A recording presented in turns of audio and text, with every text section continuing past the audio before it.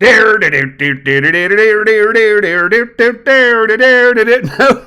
no, that's wrong. Dixie Diamonds 388. Mets 3:57 a.m. Dixie 12:57 p.m.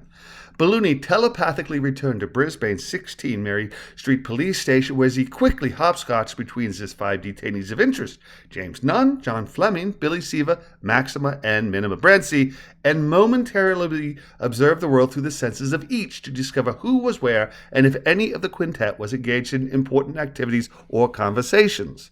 Having started with the proverbial low-caste suspects of Nunn, Fleming, and Siva, Big B found them in the same holding cells where he'd observed them earlier and quickly went in search of Maxima and Minima, whose he found cloistered in a tiny office, sitting across a desk from their Brisbane attorney, Brad Wolfe, where the couple sat side by side in separate chairs to which each was handcuffed. "What the hell do you mean they won't grant us bail?" Maxima managed to say with great fury, though sotto voce.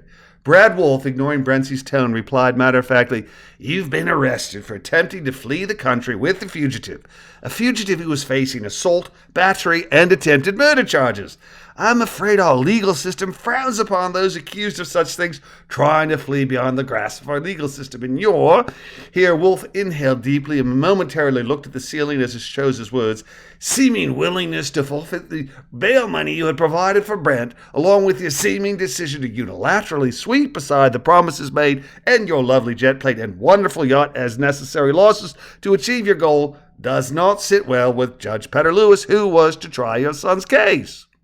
I will continue to petition the court and assure whoever is assigned to your case that you are 100% willing to wear ankle monitors and have severe restrictions placed on your travel. I'll do all that, but I can't jump ahead. There are channels we must follow, and I've laid the first block for a foundation that will gain you freedom, at least until the trial, but I feel obligated to say that you have made a mucking mess out of a bad but navigable case. I'd even say that what you've done is throw away our oars and capsize our dinghy in croc-infested waters. I will gladly continue to represent you if that is your choice, but to do so I need your assurance that you will not do anything harebrained again, that you will tell me anything that you are considering doing that is outside what we have discussed, and that you understand that you have effectively doubled the cost you will be incurring. Is that clear, and do you understand? Here's the deal, BBW. Get me and Minima out of jail. We'll agree to monitors and all the rest. We also need Brent back here, and if he's got to stay in jail, it needs to be safe. If that costs money, I'll pay. I'm paying you really good money.